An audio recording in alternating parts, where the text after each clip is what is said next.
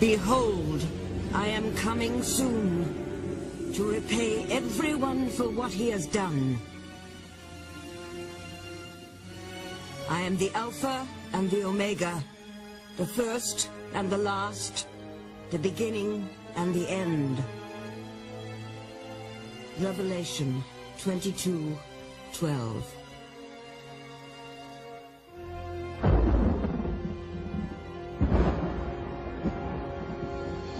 These fiery words are nearly 2,000 years old, but they still sear the mind. They are the words of the last, and to many the most dangerous book of the Bible, the bloodied and dazzling apocalypse known as the Revelation. The book of Revelation is one of the few places in the New Testament where you can ventilate hatred and feel pious about it. It's a revolution, right? It's war, it's blood, it's a lot of terror, a lot of suffering. In modern times, millions await signs that the apocalypse is at hand, and some have followed its prophecies to tragic ends. Why was the book of Revelation written? Many believe that this barren site in northern Israel may hold the answer to this question. According to the Bible, this will be the location of Armageddon, the end of the world. But is mankind destined for an apocalyptic confrontation? Who wrote the book predicting this fateful battle? These are but a few of the mysteries of the Bible.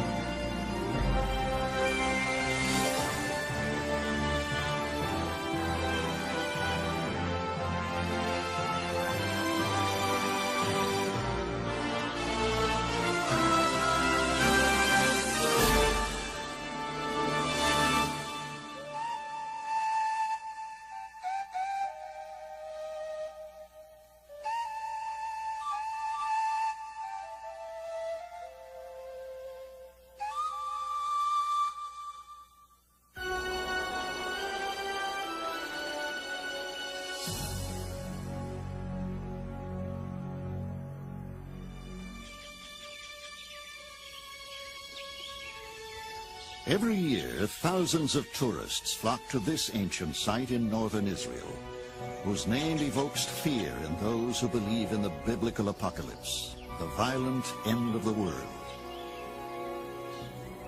You are welcome to the Mount of Megiddo. Hotel Megiddo, very famous in the world among the Christians with the name Armageddon.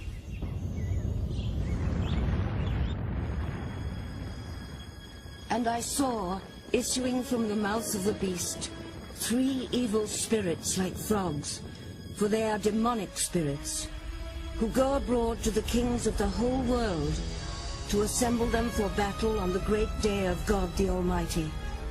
And they assembled them at the place which is called in Hebrew Armageddon.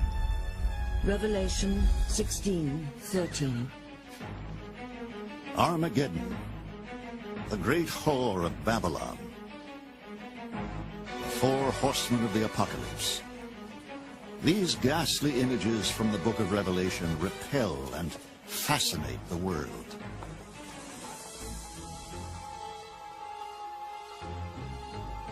The book of Revelation is the Bible's final book.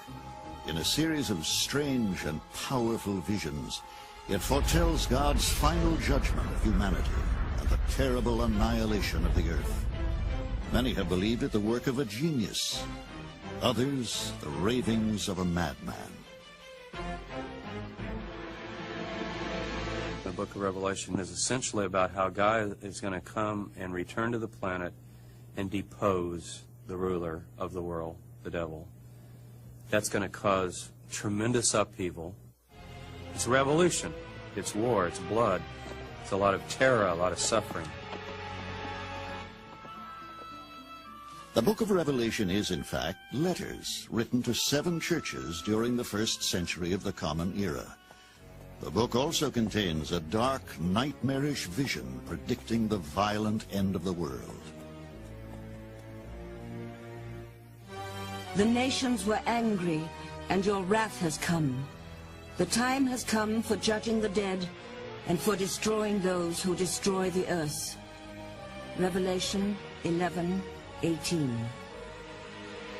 The perspective of this book is the world is a horrible place in terms of human evil and suffering, that people are just doing terrible, terrible things.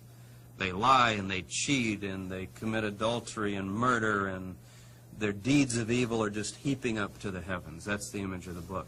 And the people that are good are being trampled, and they're crying out all the time, God, why don't you come, and how long until you will come and stop this, you see?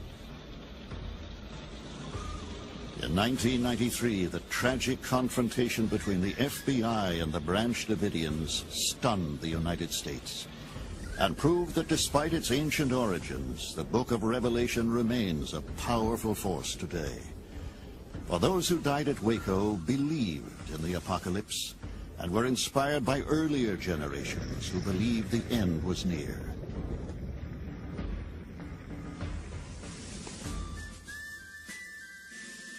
William Miller was an American Army captain in the War of 1812.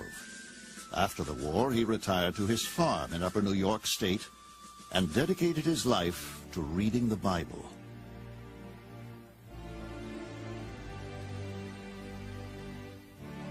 After long and difficult study, Miller believed he had discovered the key to deciphering the mysterious prophecies in the Book of Daniel and the Book of Revelation. He predicted that the apocalypse would occur sometime in the years 1843 and 1844.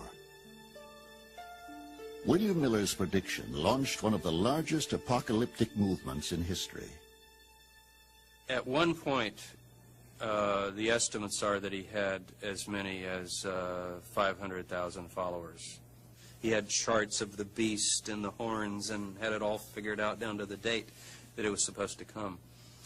And that led to what they call the Great Disappointment. William Miller's apocalypse did not take place, but his Millerite movement never faltered. Today, its spiritual descendants far outnumber the original 500,000 believers. Over 7 million Seventh-day Adventists and 4 million Jehovah's Witnesses trace their spiritual descent in part from William Miller. I think we can conservatively count tens of millions of people do believe that we might be living in the end times and the book of Revelation is going to be fulfilled quite literally in our lifetime, in the next generation or so. David Koresh and the Branch Davidians were also inspired by the Millerite movement. In Waco, Texas, their world ended in fire.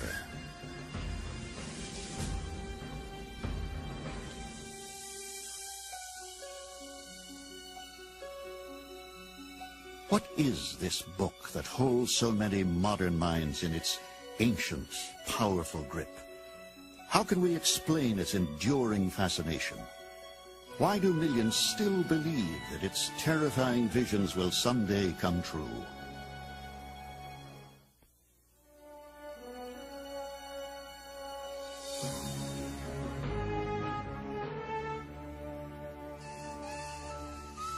For nearly 2,000 years, Christians have wondered when the final days foretold in the book of Revelation would come to pass, and with them a better world. But despite its horrors, the Revelation has also given Christianity some of its most moving poetry of hope. Then I saw a new heaven and a new earth. For the first heaven and the first earth had passed away, and the sea was no more. And I heard a great voice saying, Behold, the dwelling of God is with men. He will wipe away every tear from their eyes, and death shall be no more. Neither shall there be mourning, nor crying, nor pain any more, for the former things have passed away. Revelation 21, 1. Well, I think the book of Revelation has appealed to Christians when they feel that their hopes are being crushed. This holds out for very threatened communities a vision of a new life, of a possibility of new life. And that's a perennial message, I think. But in ancient times, many Christians were appalled by the Revelation's bloody portrayal of God's wrath and judgment. Some even believed that the book should not be in the Bible. A lot of people did not like Revelation in the ancient world, just like a lot of people in the modern world find it a very dangerous book. As late as the 400s, there was strong division amongst Christians whether Revelation ought to be read aloud in public. Many Christian theologians have ignored the book of Revelation and even argued against putting it out of the canon because it's in conflict with their picture of Jesus. And their picture of Jesus is expressed most clearly in the Sermon on the Mount. And especially within that sermon, the sayings about turning the other cheek and loving your enemies. So that they see that as quintessentially Jesus, whereas the book of Revelation speaks about violence and punishment of enemies. As the final days begin, God sends 4 terrible horsemen to wreak his vengeance on a sinful world. The first 3 bring conquest, war, and famine. The 4 horsemen of the apocalypse are among the Bible's most terrifying figures. But the 4th horseman is the most frightening of them all.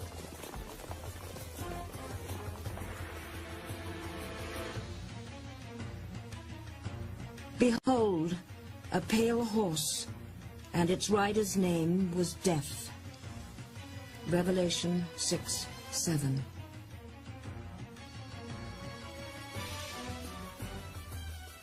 While the 4 horsemen ravage humanity, a devastating earthquake rocks the earth. The sun turns black, the moon turns to blood, and the stars fall from the sky. 7 angels blow 7 trumpets, and 1/3 of humanity perishes. But even greater horrors are to come.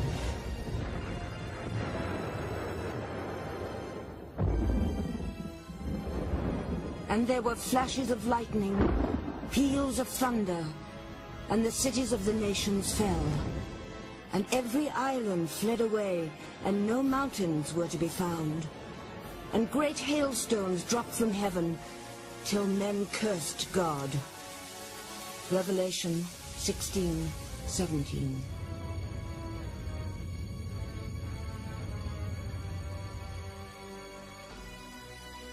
At the book's climax, an angel hurls Satan, a great red dragon, into a bottomless pit. For humanity comes God's final terrible judgment.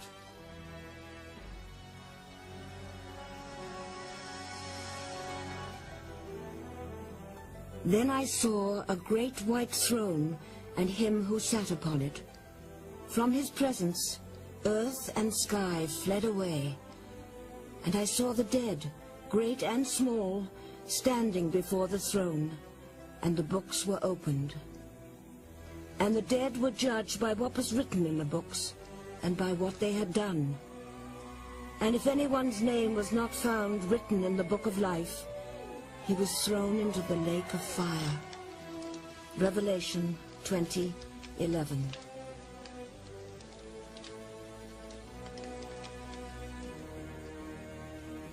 The way God is portrayed in apocalyptic literature is primarily as the executor of justice. There is no suggestion of God waiving the rules for anybody, of God letting anybody off at the final judgment. One of the Revelation's most frightening symbols is the number 666. Today, 666 is widely believed to be the devil's number, and a sign that the final days have come to pass. But was this the original meaning of 666?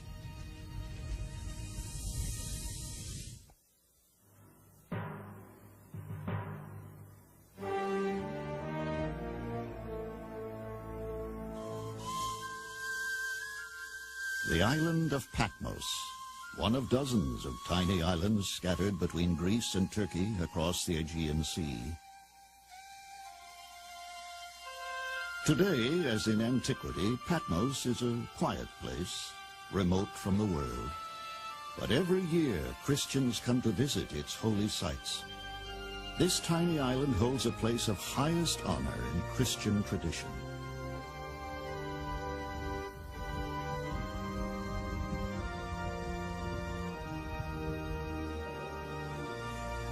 For it was in this cave on Patmos that many think the book of Revelation was written, by a man who remains one of the Bible's most mysterious figures, the visionary known only as John.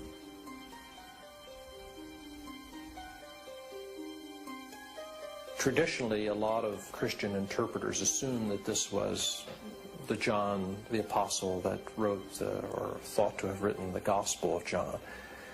But today, most biblical scholars, looking at the very different theology in these two books and very different style, are not tempted to associate those two Johns. So who is this John? Well, that's something of a mystery. If the John who wrote the book of Revelation was not St. John the Evangelist, could he have been John the Baptist? This has been another theory about John's mysterious identity. But careful study of the Revelation's literary style has convinced most biblical scholars that its author was neither St. John nor John the Baptist.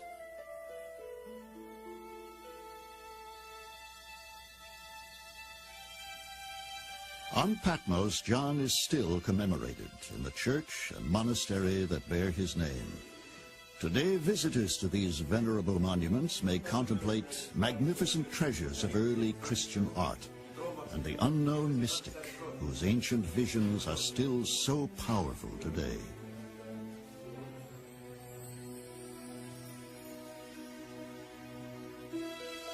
But for those who seek solutions to the Bible's mysteries, clues to the identity of John are few indeed.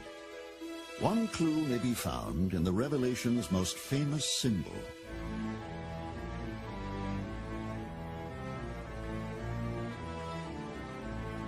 And I saw a beast rising out of the sea. Let him who has understanding reckon the number of the beast, for it is a human number. Its number is 666. Revelation 13:1.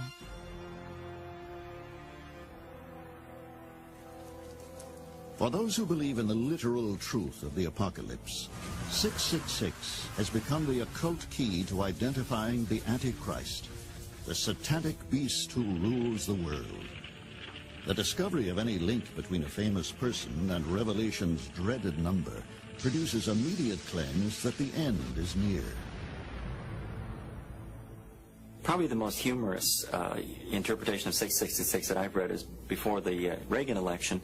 A pamphlet went around claiming that Reagan was the beast of Revelation because he's the only American president who has 6 letters in each of his 3 names. So 666, therefore he must be the Antichrist. It's just a complete misunderstanding of the way ancients use numbers.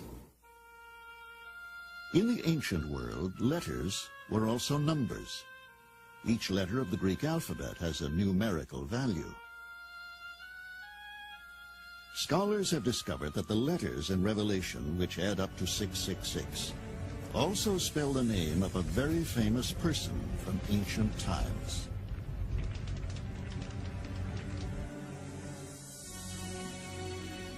Behold the beast, Nero Caesar, hated, dissolute Roman emperor, first persecutor of the Christians in Rome. After Nero's suicide, many feared he would return to life and once again torment the world. If Nero was the beast, then the book of Revelation was probably written soon after his rule, which ended in the year 68 of the Common Era.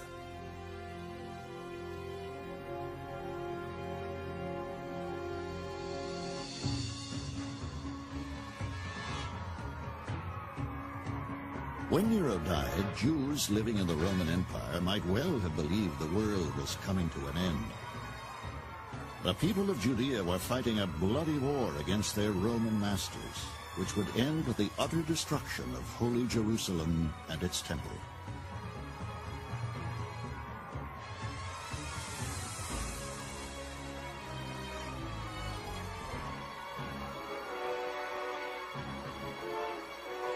The victorious Romans enslaved and massacred the rebellious people of Judea.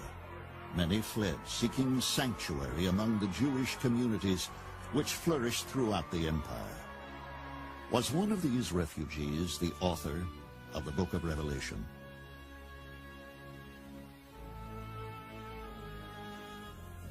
He's probably from Palestine because his Greek isn't very good. His native tongue is Aramaic, so either from Palestine or Babylon. He's probably Jewish in his background because he seems to be in strong contention with the Jewish community. And he is some kind of a wandering prophet. The opening chapters of the book of Revelation are letters John wrote to 7 churches in the cities of Roman Asia Minor.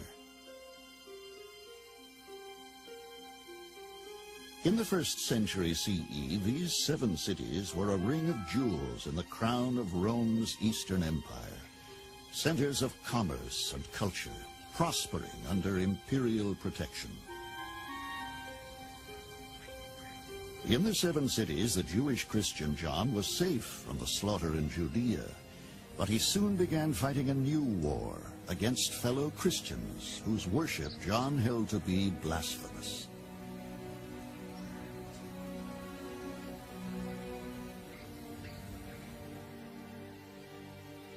I have this against you, that you tolerate the woman Jezebel, who calls herself a prophetess and is teaching and beguiling my servants to practice immorality and to eat food sacrificed to idols. Behold, I will throw her on a sickbed, and I will strike her children dead. Revelation 2:19.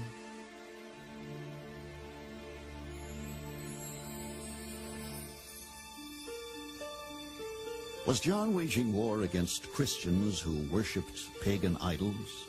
Probably not. But John almost certainly knew Christians who wanted to worship Jesus and carry on their lives as citizens and workers. In the 7 cities, this meant compromising with paganism. John's point of view is that if you participate in the social structures of these cities in Asia Minor, you will be engaging in idolatry. And to a certain extent, he was right that, you know, in our day, we have a separation of church and state. Religion is a private matter, and unions, for example, normally don't have religious ceremonies when they have their meetings. But in the trade guilds of Thyatira, one of the 7 cities, they would. You know, that a trade guild, the ancient equivalent of a union, would be dedicated to a particular deity. And when they would have meals together, they would offer sacrifice and prayers and so forth to their deity. So the question was, can a Christian participate in this? John's answer was no. In his apocalypse, he envisioned dreadful torments for Christians who refused to abandon their worldly lives.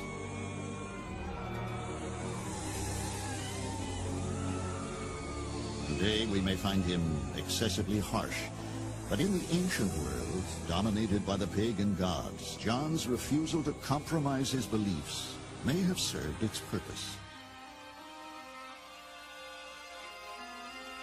Perhaps he was extreme, but if there hadn't been some people like him, Christianity might not have survived. You know, it may have become assimilated. And that, I think, is why there is so much terrible imagery in the book. It's not so much to scare outsiders, but it's to scare insiders, to keep them on the straight and narrow path.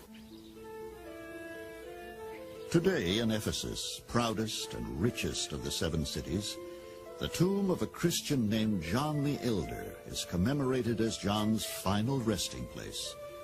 But there is no evidence that John the Elder was the author of the book of Revelation, any more than John the Baptist or John the Apostle.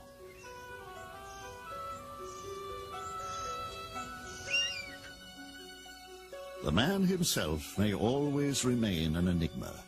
His terrible vision survives for us to ponder. And as we try to fathom its mysteries, we must journey back even farther into the past.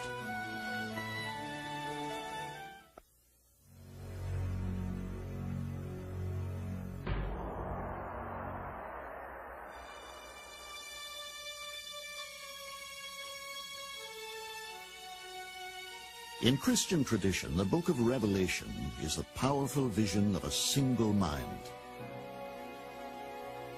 But when John wrote his Apocalypse, he was following a tradition centuries old, a tradition born from the sufferings of the Jewish people.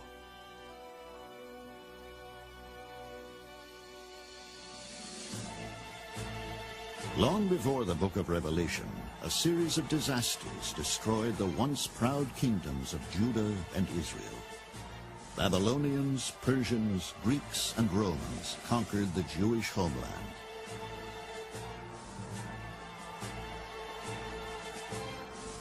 It is perhaps not surprising that around 200 BCE, a new kind of Jewish prophecy began to appear, an apocalyptic prophecy, which predicted the violent end of the world and the coming of a righteous kingdom of God.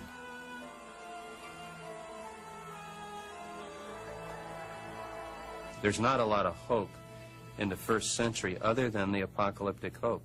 I mean, the Jews don't have a chance in the world of mounting an army and overthrowing Rome. But what if we have 12 legions of angels, you see, helping us? Then you can win.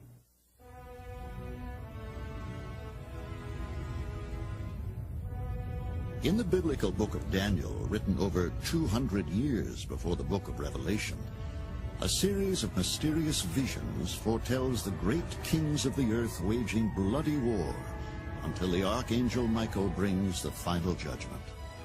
Some of these visions bear an uncanny resemblance to visions in the Revelation. Listen to these words from the book of Daniel. And 4 great beasts came up out of the sea. The first was like a lion, and behold another beast, like a bear, and lo another like a leopard, and behold a 4th beast. It had 10 horns.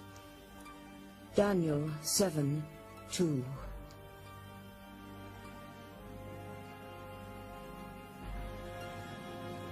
Now listen to these words from the book of Revelation. And I saw a beast rising out of the sea, with 10 horns and 7 heads. And the beast I saw was like a leopard. Its feet were like a bear's, and its mouth was like a lion's mouth. Revelation 13:1.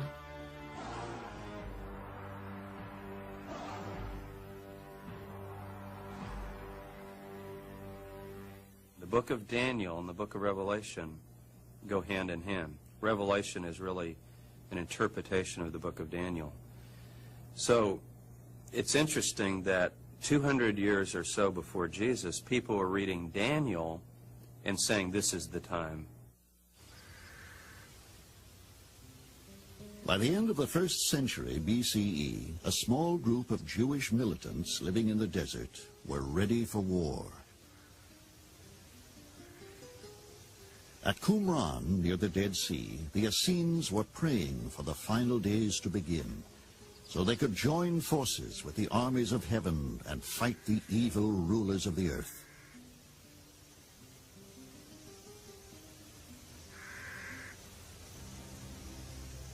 Among the mysterious writings found at Qumran, known today as the Dead Sea Scrolls, is the War Rule, a detailed set of instructions for fighting the ultimate battle, when the heavenly sons of light will destroy the satanic sons of darkness.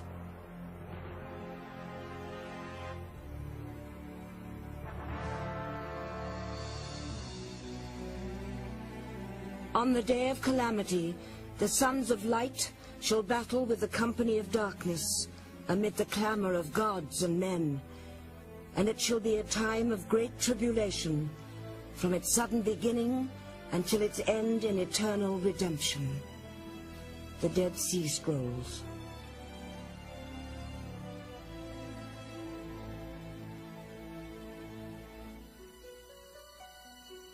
who are the mysterious sons of light and sons of darkness? These apocalyptic warriors may be much older than the Dead Sea Scrolls. Searching back hundreds of years through ancient texts, we encounter them centuries before the Essenes, in the faith of one of Israel's most powerful neighbors.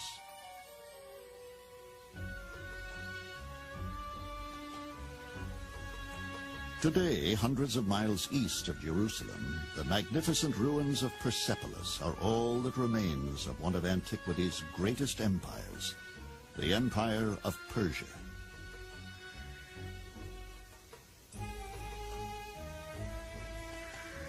Until they became Muslims in the 7th century CE, Persians practiced their own ancient religion, a religion founded by a mysterious prophet who has long intrigued historians. The prophet named Zoroaster. Several centuries before Jews and Christians, Zoroaster predicted a final battle between good and evil and a last judgment. Zoroaster taught that life was a cosmic battle between the divine forces of light and the demonic forces of darkness. He prophesied that at the end of time, a Savior will come to earth to resurrect the dead, reward the good, and punish the wicked.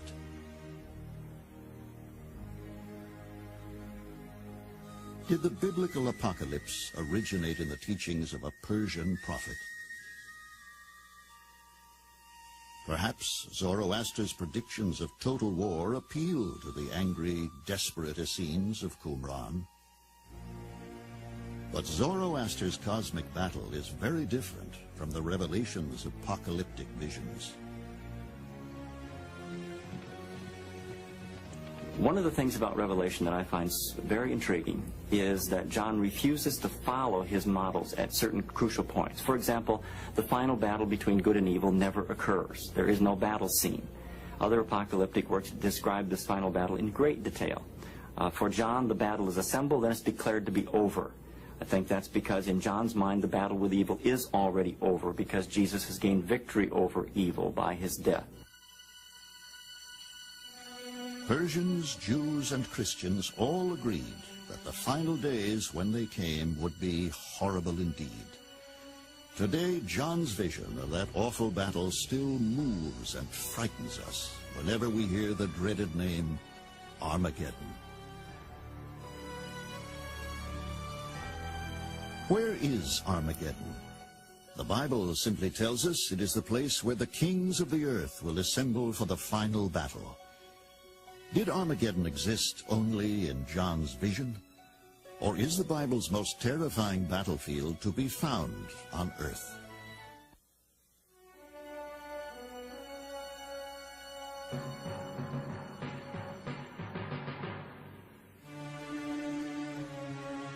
Today, in northern Israel, the ancient mound of Megiddo broods like an eternal sentry over the valley of Jezreel.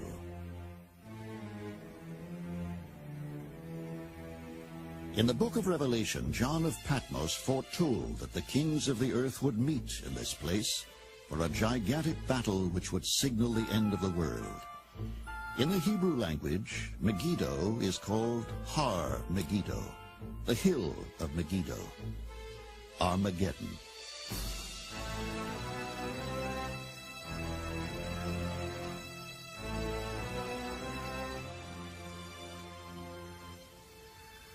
But why did John choose Megiddo? Today it is one ruined city among dozens which cover the landscape of Israel. What made John believe that the final battle would begin here?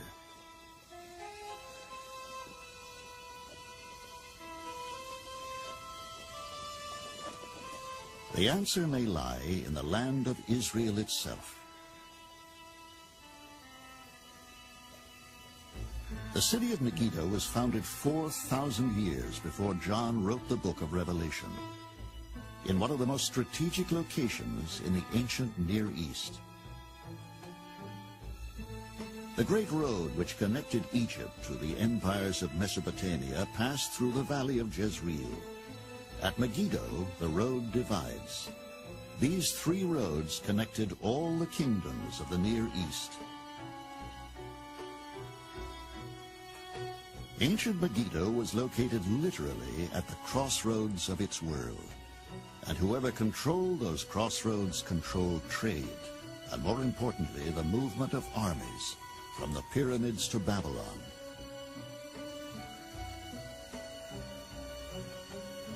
From the day it was founded, Megiddo was doomed to be a place of battles.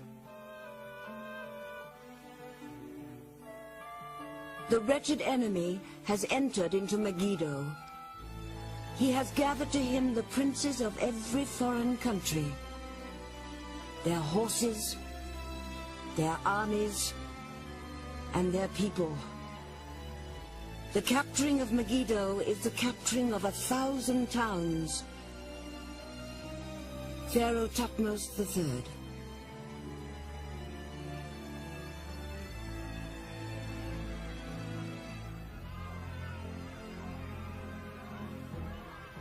The date was May 12, 1468 BCE, nearly 15 centuries before John wrote his Apocalypse.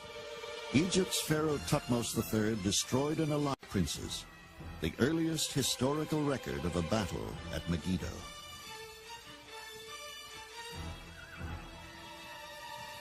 Archaeologists have discovered that when Thutmose III conquered Megiddo, the city had already been destroyed and rebuilt 11 times. Although Egyptian accounts speak of Megiddo, it is more likely that John knew of the city's past from the Hebrew Bible.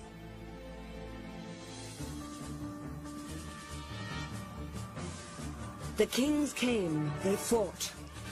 Then fought the kings of Canaan by the waters of Megiddo. Judges 6:19.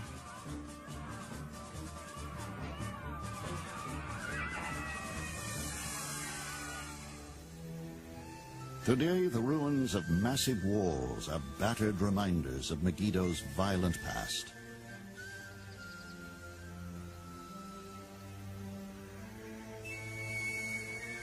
In the time of King Solomon, around 950 BCE, these walls protected a city which was twice the size of Jerusalem and the most heavily fortified city in Israel.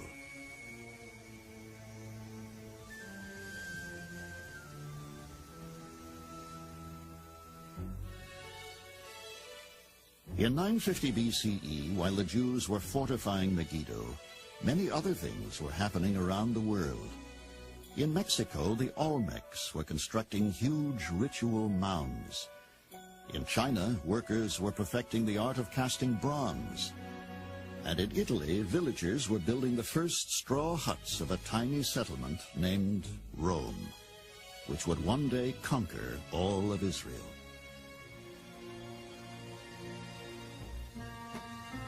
But massive walls are not the most impressive evidence of ancient Megiddo's strength, nor of its ever-ending fear.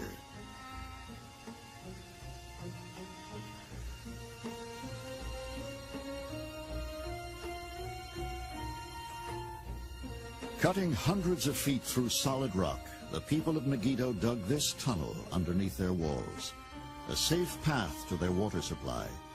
It is a tribute to ingenuity and a testament to terror.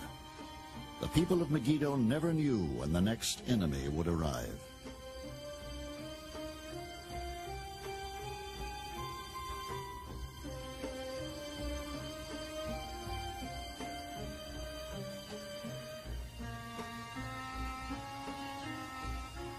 When Megiddo was finally abandoned in the 4th century BCE, it had been inhabited continuously for over 3,000 years. It had been destroyed and rebuilt at least 20 times. It was, truly, a place where the kings of the earth had met. But what John of Patmos actually wrote about Armageddon differs considerably from what millions of people believe will someday happen there.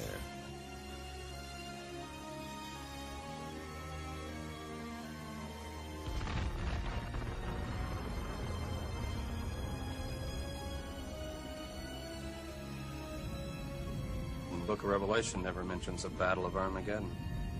What it does mention is that right before the coming of Jesus Christ, the armies of the world will gather at Megiddo.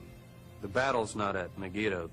It's where you muster your troops and get them ready. And then you march down to Jerusalem. So the battle is actually for Jerusalem. But regardless of where they are to happen, the final battle and the judgment day have captured the imagination of the world.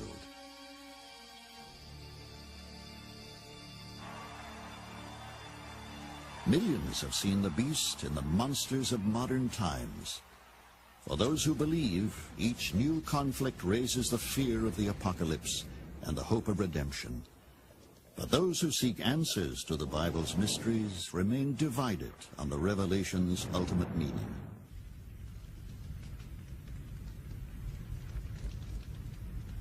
It raises hope in people that life is worthwhile and that we're right on the edge of something very earth-shaking and changing, and it inspires people to think that history is not just this tired tale of repeated tragedy, injustice, evil, suffering, meaningless patterns of senseless killing, but that it's reached some climax, and right ahead is that opportunity for something new. The number of people who've sold all their goods and went out and sat on the hillside and waited for the end to come are legion, but they're still sitting there, or they had to foolishly go back to their homes the next day and say, it didn't happen that way. John is not presenting us with a literal vision of the end. He's presenting us with a symbolic vision of the struggle between good and evil that every human person has to engage in at one time or another in their life. We American Christians should not read Revelation and identify with John and these 7 churches. We should read this as a condemnation of us. And I think it's very good for contented, wealthy American Christians to listen to how people in Latin America read Revelation, or how the black churches read Revelation. And even though Revelation does not advocate human violence against other humans, it can be used in that way. It's a short step from imagining violence to acting violence. I have a severe problem with the traditional reading of Revelation because I think that finally it's an immoral reading. It's a reading that sees Revelation as saying that good is going to overcome evil simply because good is more powerful than evil, so that the final value in the universe is power, and the way to overcome evil is by force. Evil is overcome not by a divine warrior from heaven, but by a lamb who has been slain.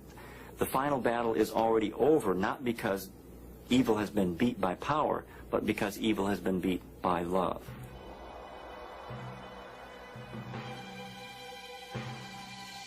Is the book of Revelation a timeless moral drama, or a ghastly blueprint for the end of time? However we interpret it, the ancient vision of John of Patmos lives on. A moving plea for compassion and love, and a bitter cry for vengeance and annihilation.